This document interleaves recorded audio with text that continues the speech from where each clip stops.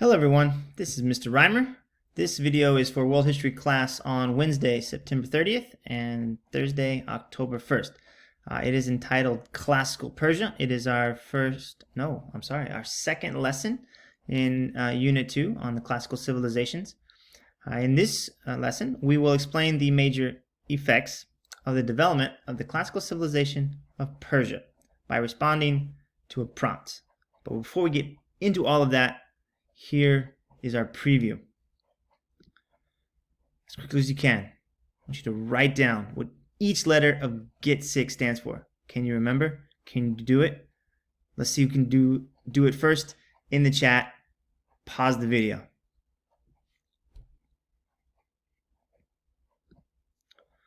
All right. I skipped a slide. There it is. So before we get into classical Persia, let's get to know our textbook. We're going to use it in class. Not a lot, but not a little. It is a source, not the source for information, but just a source. I am a source, and so far I've been your only source, but there are plenty of other places you can get information to help you answer your historical questions. Now, here are the questions I'm asking you for this textbook scavenger hunt, but I'm going to then take you to the textbook. So you might want to take a screenshot, quickly write these down, maybe pause the video, and we'll come back to them. So how many chapters are in the book? Where do you find the glossary and the index? What is the difference between them? How can you find information about Constantine the Great? You want to read about the age of exploration. How will you find it? And what time period does chapter 3 cover? How do you know? So here's how to get to the textbook. From your My Apps Launchpad, it should be here. Now, you can search for it right there, or you can just scroll through and look for something red that says McGraw-Hill. And you'll notice, look, something red that says McGraw-Hill right there. Now, if it's not there, and we may have to troubleshoot in class the first day because we may have to download it. That is where we would do it in this app library. You can download apps to your class link. But let's assume it's where it's supposed to be. It is in your Launchpad. Here is what it looks like. I keep all of my apps, the apps I use frequently, in a folder I call My Apps. And your textbook is called McGraw Connect Ed. Notice it's red, says McGraw-Hill. It looks like this McGraw-Hill Connected SSO. That's not it. McGraw Connect Ed. That's our textbook. So that's what we're going to click to take us into the online textbook. Now, as a teacher, I have access to the teacher edition, but you as a student, you only have access to the student edition. I'm going to pretend to be a student, so I want to open up the student edition. So what I see right now is exactly what you will see. Now, I got to admit, it's messy. Would I have designed the online textbook in a different way? Yeah, probably.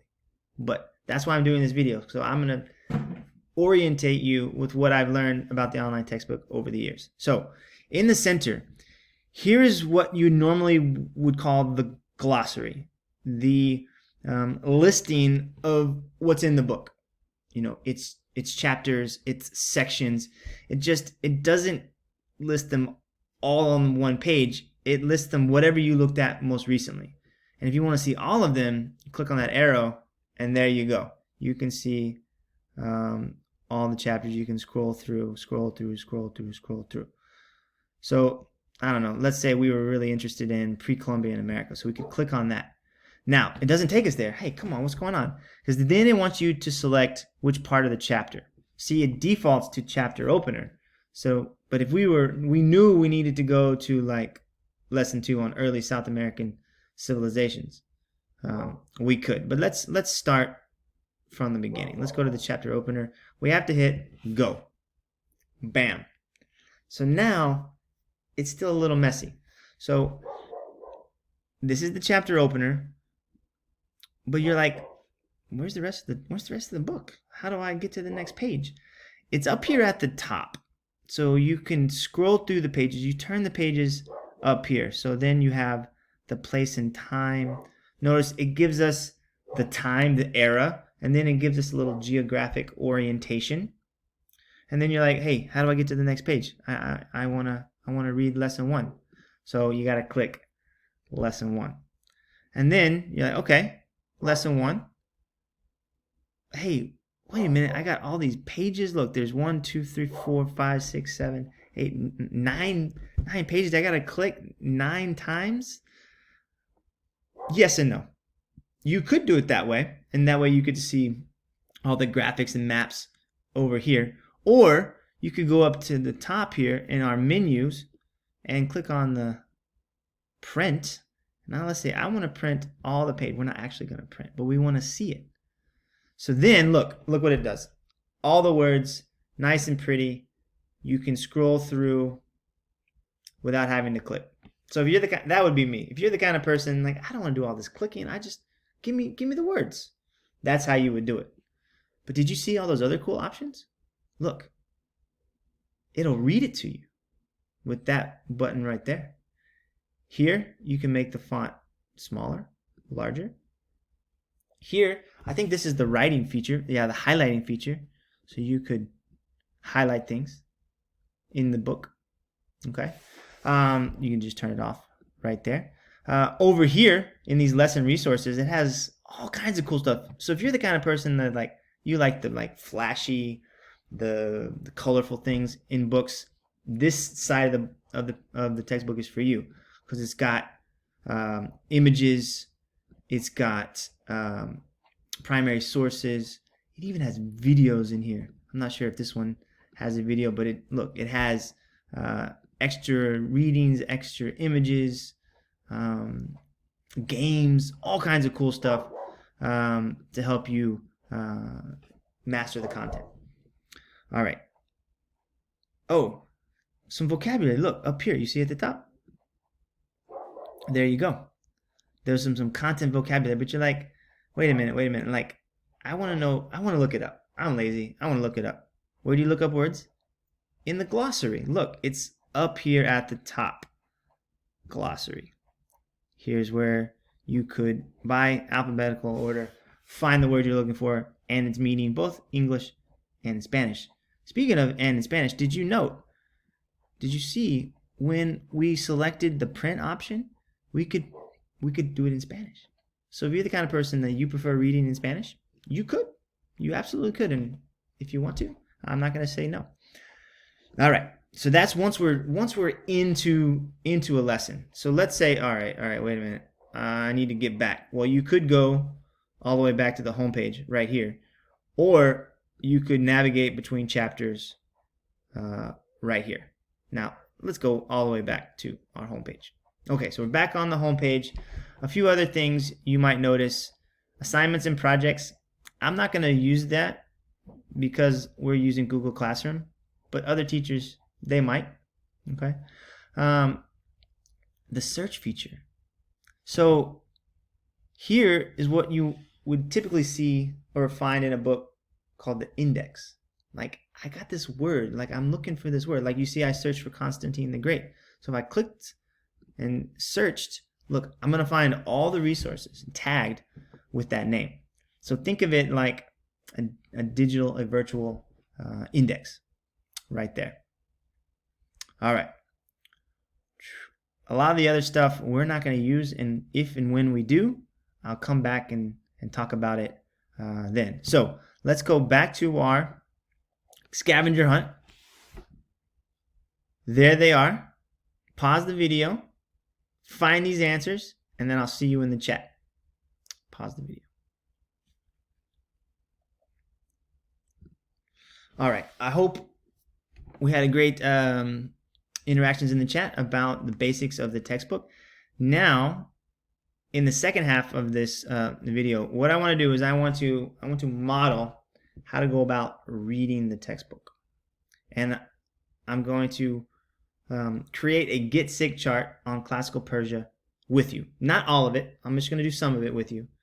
But I want to let you in my head to what a good reader does, how a good reader of history reads a book. So we're doing a get sick chart on classical Persia. It's in chapter 3, lesson 3. Look, I'm being nice. I told you where to go. But you're going to be like, hey, mister, what page is that on? No. No. I already told you how to use the textbook. Chapter 3, lesson 3. Assyria and Persia. Go. Is it going? There it goes. All right. Boom. Lesson number 1 about reading a textbook, especially for history. Are you listening? Don't read every word. Don't do it. You're going to be tempted. My daughter, who's in 5th grade, she thinks you got to read every word, and I'm working hard to get that out of her head. Don't read every word. Read with a purpose. We have a purpose. We are gathering information about classical Persia, and we have specific categories we need to find. Governance, economic systems, etc. So, first thing you should do when you get a reading task, you should skim it. You should scan it. Paying attention to the parts. That way, you can go back exactly where you need to read. So this lesson is entitled Assyria and Persia, the Assyrian Empire. Are we studying the Assyrian Empire? Have I asked you to make notes about the Assyrian Empire? No, I have not. So don't read that. Let's go to the next page. Look, more about Assyria and Persia. We've got a video to watch. Do I want you to watch it? No. Can you watch it? Sure. But you'd be off task, wasting a little bit of time. It might be interesting. You might want to come back and read it and watch it later, but not right now. We got a task. We need to learn about classical Persia. The Persian Empire. Boom. Now, do I want you to start reading? No. Let's note the other important things. How do you know if things are important? They're in big bold letters. You know, like right here. What factors contributed to the success and ultimate fall of the Persian Empire? Right away, I got a hint. They did well, then they fell. So I should be looking for that. Look, where would I find information on the rise of the Persian Empire? In this section called The Rise of the Persian Empire. Next, we're still scanning. Fall of the Persian Empire. All right. Is that part of the get sick chart? Kinda. But look, other things are bolded. Monarchy. Ding, ding, ding. Wait, I know this word. This is a governance word. I should look there for information about their governance. I'm going to come back to that. All right. Last page. Persian religion. That's the section title. Wait a minute. Ding, ding, ding. I know that. That's in culture. So I'm going to definitely come here because I need some information on the Persian culture. Look, am I to the end of the section? Yeah. All right. Now I have a general understanding of what's going on. And now I'm going to read smartly. All right. So back to the beginning. No, we were supposed to read about governance. That was on page 4. Look, right here. The Persian monarchy, a government ruled by a king or queen, was at the center of this vast administrative system. In the Persian monarchy, the Persian king, the great king, held an exalted position of tremendous authority, and he held the power of life and death over his subjects. Government was centralized in the person of the king, who was supported in his rule by a large professional army and a bureaucratic administration of civil service officers. This method of governing proved effective and would influence empires created by the Greeks and the Romans. That is chock full of information. Do I want to copy it word for word? No. I want to pull out the big ideas. The monarchy, the information about the king, and this information about centralized. Now, I'm out of time, so maybe in the chat, we'll talk about what exactly we should put in our notes. The other thing to mention is don't forget to go all the way back to the beginning and read the introduction. That is the most important part. Always read the introduction. Are you going to get some information for your notes? Probably not, but you're going to have a better understanding about what it is you're about to read. There it is, your introduction to the textbook. I'll see you in the chat and next time.